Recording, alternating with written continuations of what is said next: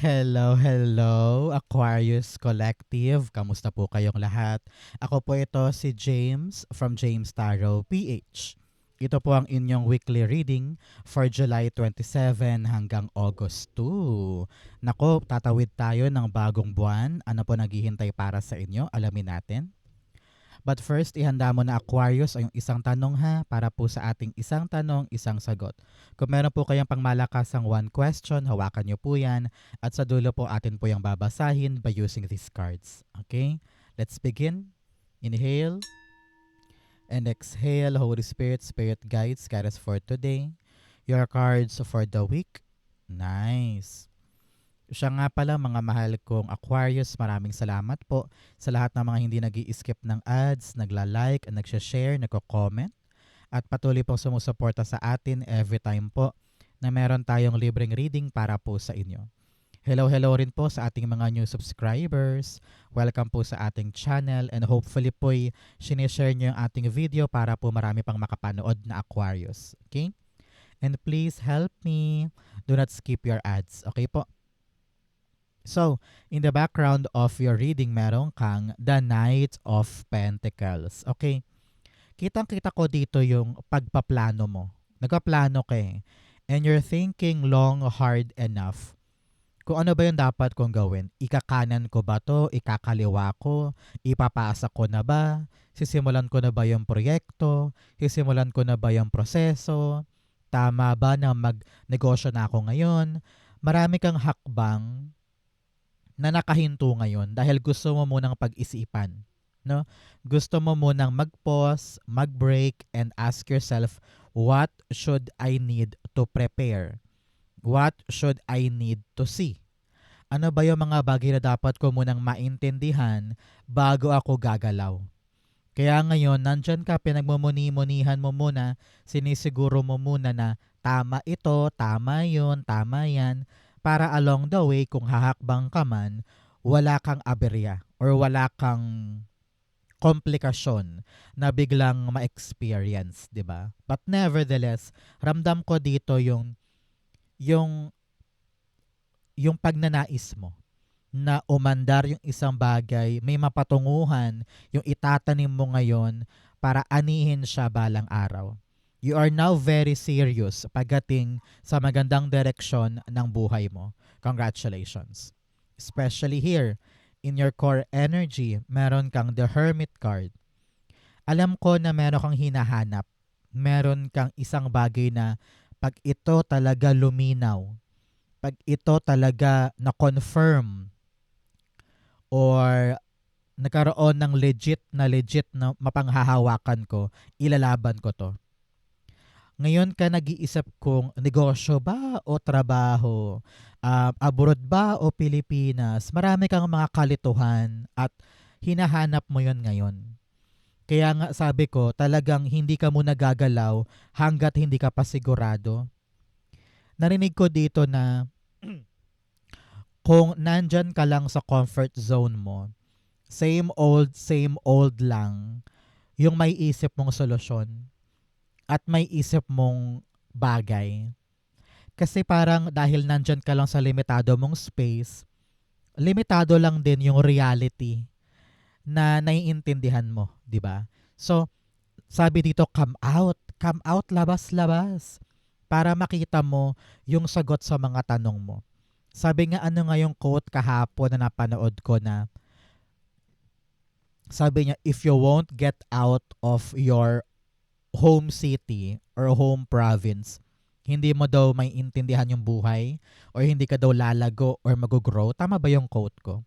Parang ganun eh. So, if you want to find answers pagdating sa mga bagay na gusto mong ipundar or ipaglaban para sa buhay, kailangan mong kumawala sa iyong sariling mundo. Kasi makikita mo yan paglabas mo na parang, ay, pwede pala ako dun. Ay, pwede pala ako. Ay, naku, yung hinahanap ko pala, nandun lang pala. Kailangan ko lang palang lumabas at maging spontaneous, maging adventurous. Okay? The answers are coming. Pero kailangan talaga gagalaw tayo, Aquarius. Okay? The number 9 of the Hermit. You have The Seven of Cups. Yes, yes. Mga pintuan, mga posibilidad, mga options, no, na pwedeng lumabas sa'yo at magpakilala sa'yo, magpakita sa'yo kapag talagang nag-come out ka of your own shell. Nasanay kang mag-isa eh. Nasanay kang kinikim-kim lang or sinasarili lang yung hinahanap mo. Pero kung bubuksan mo ang mundo mo sa ibang tao, sa ibang lugar, sa ibang pagkakataon, halimbawa a-attend ka ng isang job fair, may kita mo doon na, ay, pwede pala ako dito, ay, pwede pala ako doon. Yung credentials ko, malayo palang maaabot dahil nakita ko yung iba't ibang pintuan. Hindi katulad dati na parang nag-iisip ka lang on your own na, ay hindi ako pwede dyan kasi kulang ako sa ganito. Ay hindi pwede doon kasi kulang ako sa ganyan. Iniisip mo lang, nabablock agad. Kaya kung lalabas ka sa iyong lungga, mabubuksan mo yung mga pintuan na swak ka doon, na pwede ka doon. You have the Five of Cups in your background telling me, panahon na talaga para kalimutan yung lumang buhay at pasukin yung mga bago. Okay? Good for you. So, mga Aquarius, ano ba tong mga hinahanap mo? Ano ba tong bagay na gustong gusto mo nang makuha, mapasa kamay? I-comment down below mo yan, i-manifest natin, isulat mo yan, it will happen to you. In the area of what you need to focus on, meron kang temperance card. Panahon to para magtiyaga. Okay, magtiis, magpasensya. Kailangan mong daanan yung proseso, especially sa mga bago mong pupuntahan, tatahakin, aasikasuhin. Kung gusto mong magkaroon ng magandang andar itong plano mo, kailangan mong tiyagain yung proseso. Kailangan mo makisama, kailangan mo makipagkompromiso, kailangan mo makibagay, kailangan mo mag-adjust para nang sa ganon maganap yan na pabor sa'yo. Hindi pwede ngayon yung instant or nagmamadali or naiirita o gusto agad ng sagot. No. Kailangan mong maintindihan that this take time. Okay? This take time. Kaya kailangan handa ka para sa prosesong dapat mong pagdaanan. Hanggat hindi ka bumibitaw, hanggat kayang-kaya mong suungin yan hanggang dulo, malalasap mo din yung magandang bunga ng mga pinaplano mo. Okay? Temperance card, you have the Nine of Swords. Naku, wala pa man din ikaw ay nag-iisip na sobra-sobra ng problema.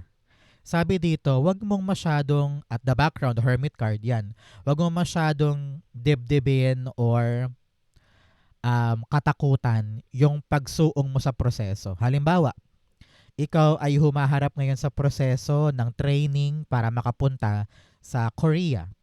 Iniisip mo, ay, ang hirap naman mag-aral ng Korean language. Ang hirap naman ng training namin. Baka hindi ako makapasa. Baka ganito, baka ganyan. Inaalala mo agad, hindi ka pa naman tapos. Daanan mo lang, i-enjoy mo lang. Do not think ng sobra-sobra. Huwag mong laliman ng sobra-sobra yung ginagawa mo. Kapag ine-enjoy mo, wala masyadong expectation, unti-unti mararamdaman mo na, ay, gumagaan, bumubuti. Hanapin mo yung purpose mo. Para saan ba yan? Para kanino ba yan? Kung bakit mo to ginagawa. Kapag naiisip mo yun, lalakas ang loob mo, malulusaw to. Okay? Importante yan for you. So, mga Aquarius kwentuhan time, ano yung favorite mong ulam? Nako, especially sa mga taga-abroad dyan na matagal nang hindi nakakatikim ng favorite nilang halimbawa sinigang or masarap na sisig dahil iba ang luto dyan ng mga Asian store halimbawa. Ano yung namimiss nyo dito? Ako, favorite ko sinigang. Yan, malapot na masarap na sinigang. Ikaw, ano pong favorite dish ninyo? Especially din sa mga nasa Pilipinas ngayon, ano yung nag-crave ka na kainin ngayon? Comment down below. In the area of what you need, meron kang the Knight of Cups. Alam mo, sabi dito, you need to be truthful in what you feel. Kailangan totoo ka sa mga hinahanap mo, sa mga gusto mo, para madali yang ma-manifest. Bigyan kita ng example ha. Kung ikaw ay balak magkaroon ng trabaho, pero hindi mo naman alam kung anong gusto mo, mahihirapan kang hanapin yan. Pero, Kung ikaw yung naghahanap ng trabaho pero ang target mo abroad, sure ka na abroad ang tutumbukin mo. Madali sa yung hanapin yung tulay papunta doon. Kasi meron kang malinaw. Malinaw na hinahanap. 'Di ba? Kaya kung gulong-gulo ka pa rin ngayon, kailangan klaruhin mo na yan. Isipin mo mabuti, ano ba ang gusto ko?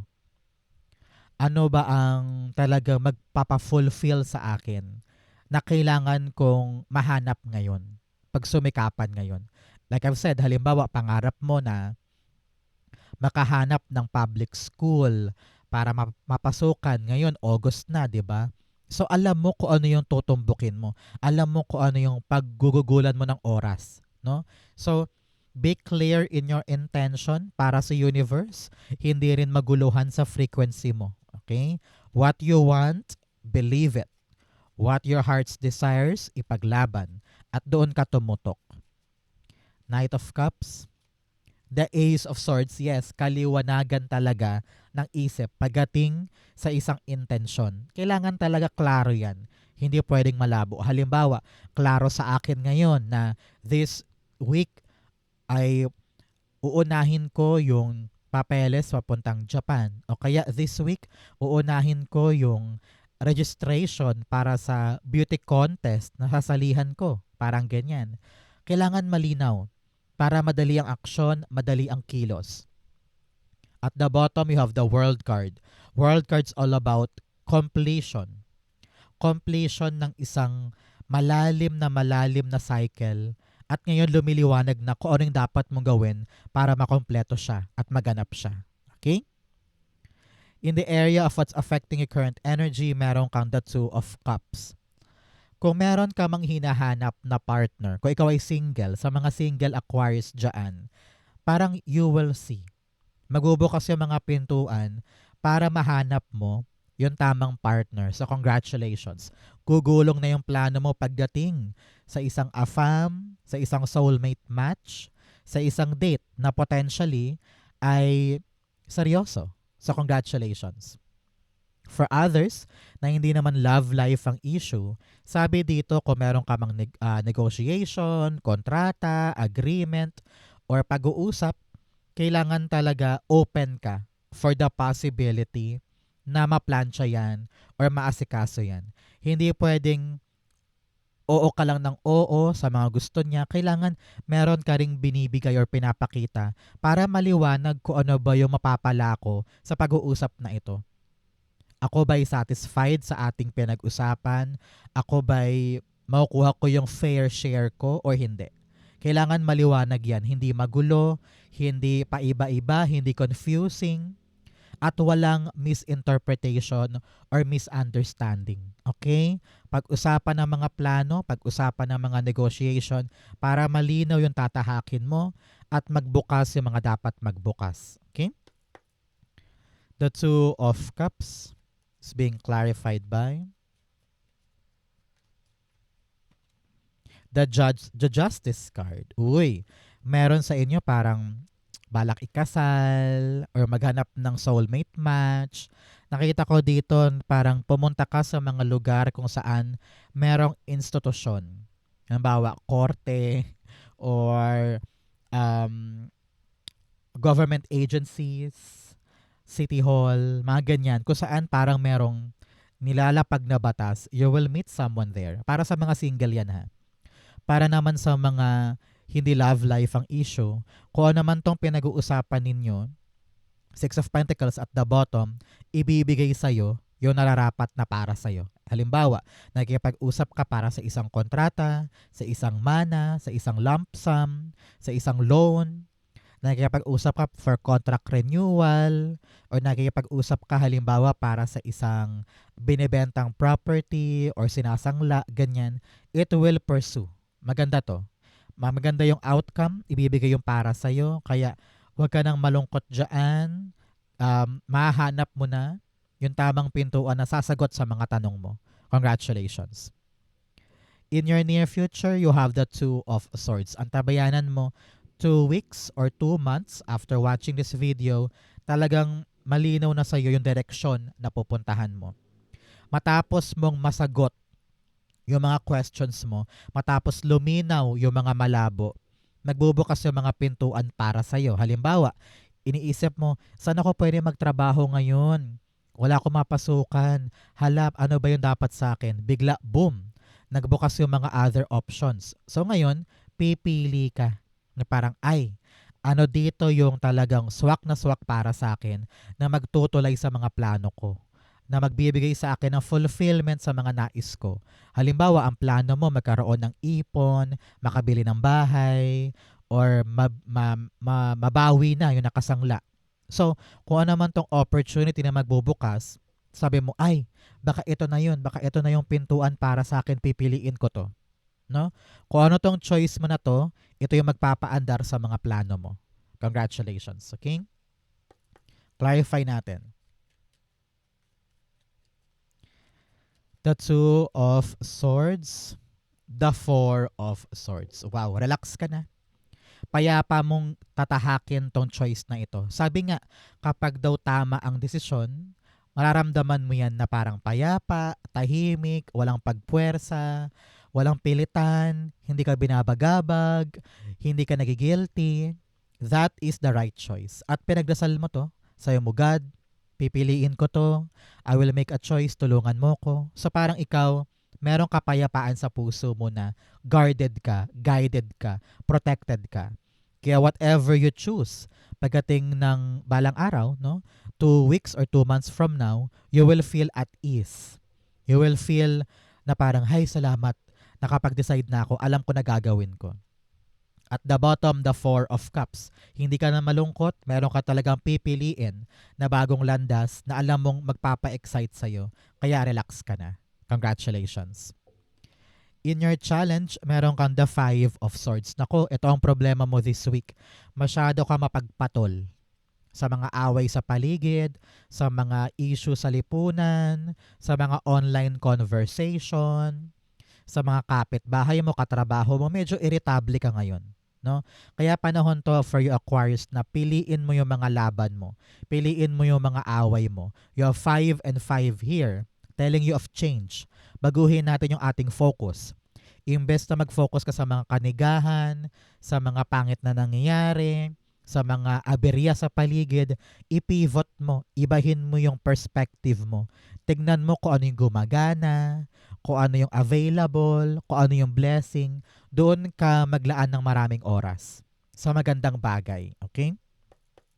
5 of Swords, you have. Narinig ko rin dito, bantayan mo dila mo. Baka mamaya meron ka makasagutan. Tapos magkamali ka pala ng sinabi, magkaroon pa ng komplikasyon. So watch how you speak and what you say. 5 of Swords, the Knight of Wands. Yes, sabi dito, hindi pwedeng sugod lang ng sugod pagdating sa mga conflict. Hindi porket matapang ka, isapat na yun. Minsan yung katapangan ay nilulugar yan. Okay? So, pick your battles, choose wisely, at ilaan mo yung energy mo sa karapat-dapat. At the bottom, the King of Swords. Maging matalino, maging disiplinado, maging wais pagdating sa mga nilalabanan. Hindi lahat lang laban worth it. Okay? In your fortune, meron kang the 5 of Cups. Napakaganda. Nasa fortune area mo, merong bagong mga bagay na darating sa'yo ngayon.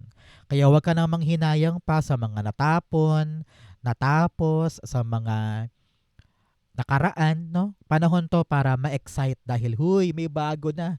Makakapag-move on na ako, makakaalis na ako sa energy na to, makakaalis na ako sa kanigahan na to dahil merong isang kapanapanabik na mga bagong biyaya for you. Clarify natin. Maaring new job, new opportunity, new love life para sa iba, or bagong bagay na sabi mo, ito yung ruta ko ngayon. Ito yung destiny ko ngayon. Lahat ng tanong ko, lumiwanag, ayan, yayakapin ko na yung bago. 5 of Cups, the Hanged Man. Matagal kang natenga, matagal kang na-delay, or nagtiis, or nagpabitin-bitin dyan, hindi mo alam kung ano ba yung dapat mong gawin. Pero sabi ngayon, ayan, lalaya ka na, maghihilom ka na mula sa mga pain from the past. Ang tagal mong ininda to. Ang tagal mong nagpakalunod sa pain na yan. Pero ngayon sabi mo, naghilom na ako, okay na ako. babangon na ako at malinaw na sa isip ko kung ano yung mga dapat kong yakapin, dapat kong tanggapin, dapat kong simulan. Congratulations, nakapag-move on ka na, aabante ka na, may bagong exciting na bagay para sa'yo. Hindi ka na stuck, hindi ka na delayed. Congratulations. In your divine messages, meron kang the 10 of Wands. Hindi porket malabo daw ang daan at nahihirapan ka na, bibitaw ka na lang para sa mga bagay na alam mong kaya mong ipanalo. No? Ito yung panahon na ilalaban mo yung pangarap mo. Itong goal na ito. Malubak man yung mga pinanggalingan, palagi kang makakahanap ng solusyon. Palagi kang makakahanap ng paraan para maitawid mo ito at makuha mo. Sabi dito, lamang pa rin talaga ang masipag. Kahit maraming titulado sa paligid, kahit maraming mayaman sa paligid or pribilehiyo sa paligid, pero ikaw, kung masipag ka, talo mo silang lahat. 'Di ba? Kaya sipagan, kunin mo yung power and energy to fight for your life, for your future dahil marerewardan yan soon. Okay? Mararanasan mo din yung, ay, may napala ako. Ay, meron ako nakuhang magandang outcome sa pinagpaguran ko. 10 of Wands, the 5 of Cups. Yes. Nakita ko dito na this time around, lahat ng mga pinagtiisan mo, lahat ng mga kinaya mo, lahat ng mga nalagpasan mo, nakatulong yan ngayon sa mga pinagalaban. No? Na parang pinatibay ka na ng panahon, pinatapang ka na ng mga engkwentro, pinahusay ka na ng mga past experiences mo. Kaya itong bagong bagay na haharapin mo, naku, kayang-kaya mo yan. Matrabaho, nakakapagod, pero kaya. Wala ka nang hindi kakayanin dahil marami ka nang pinagdaanan, di ba? So, just embrace, huwag panghinaan, huwag kang ma-intimidate, huwag kang papasindak, laban sugod dahil meron kang inner strength na magpapanalo sa'yo this time. Okay? Outcome mo yan, bigyan mo na kita ng fortune cards. You have goldfish, increase in material wealth or spiritual growth. Yes, may paglago po ng pera at pagtaas ng pananalig sa Diyos dahil gumaganda ang buhay, mas nararamdaman mong love ka ni God. No? You have mountain road, you are on the road to success. Claim mo yan. Malapit ka na daw magtagumpay tungkol sa mga pinaplano mo. Idire-diretso mo lang yan. Nako, it will be good para sa'yo. You also have handshake, a meeting with a stranger could be important. Meron daw po kayong makikilala na bagong tao. Sabi ko nga, baka sa isang institusyon ito, maaring sa isang city hall, sa isang factory, kung saan talaga merong mga ginagawa. Parang gano'n eh. May ginagawa about law, about the city, or pwede rin sa korte ito, no? Or meron ka mamimit na someone na talagang accomplished sa buhay. So, congratulations. Yung meeting na yan ay siya yung backer mo or connection mo for something new. Okay? You also have feather, someone you know is undependable and insincere. Meron ka daw kakilala ngayon na medyo hindi mapagkakatiwalaan, hindi maaasahan, kaya you need to trust yourself. Okay? Ang outcome ni Aquarius for July 27 to August 2, the Fool card. Yes. Tingnan mo naman, hinahanap mo lang sa simula. No? Nalilito ka lang sa simula. Merong mga pintuan nagbubukas at hahanapin mo yung para sa'yo. Pero heto ka sa ending natin. Talagang hahakbang ka na. Tutulay ka na sa bagong bagay. Nakapag-decide ka na, you are now making up your mind, alam mo na yung mga dapat mong gawin, tutugmain mo na or sasalubungin mo na yung ruta na alam mo magpapaabante sa'yo. Heto kaka-move on mo lang, di ba? May bagong dumating, pinagmumuni-munihan mo, pero na-realize mo, ay, ito yung magpapaandar sa akin. Heto ka. Susugurin mo na, aandar ka na. So congratulations. At the end of the week, meron kang sisimulan na endeavor, journey, or adventure na alam mong magtutulay ng mga plano mo. Congratulations. The Fool card, meron kang the Wheel of Fortune. Wow! Wow, wow, wow. Speechless ako sa outcome mo. Napakaganda. Really, pagbabago ng kapalaran, you're gonna be very, very lucky on this new endeavor. Mararamdaman mo yan na kapag sinubukan mo, wow, unti-unti akong bumibilis, gumagaan, umaangat, pumapaldo, pumapabor sa'yo yung pangyayari. At the bottom, the Emperor card. Kumbaga, lahat ng imposible, ginawa mong posible. Lahat ng akala mong hindi mo kaya, ngayon, kayang-kayang-kaya mo. Hawak mo sa kamay mo yung buhay mo. And you are winning, getting, fighting for the things na alam mong para sa'yo. Ngayon, meron ka ng lakas para itawid yung plano, your destiny is changing, at talagang ready ka na sa magandang pagbabago at start para sa'yo. Congratulations, okay? So Aquarius, dako na tayo sa yung isang tanong, isang sagot. Pumikit ka na dyan. Isipin mo tong question mo, ha? Inhale and exhale the answer to your question. You have the 8 of Swords, the 3 of Swords, and the 8 of Cups. At the bottom, you have the 7 of Cups. Sabi dito, marami ka pang options, Aquarius. Hindi lang yung question mo. Sabi niya, buksan mo ang mata mo, buksan mo ang isip mo, buksan mo ang sarili mo sa paligid. Marami pa dyang much better. Here, parang feeling mo kinukulong ka lang yan, you feel so less of a person, you feel like dinadown ka ng dinadown, nakatali ka, wala kang magawa, walang growth. Here, super painful na. Hindi na ikaw to eh. No? Parang sobra-sobra na yung naranasan mo, nagbago na rin yung pagtingin mo sa iyong sarili along the way, you feel unti-unting nawawala yung hope or enjoyment or fulfillment sa bagay na yan. It's time for you to move on. Move on na, wag na yan. Kasi nandoon sa dako paroon yung para sa'yo talaga, yung swak, yung hindi ka parang nakatali, yung parang hindi ka kinokontrol, hindi ka nanliliit sa iyong sarili.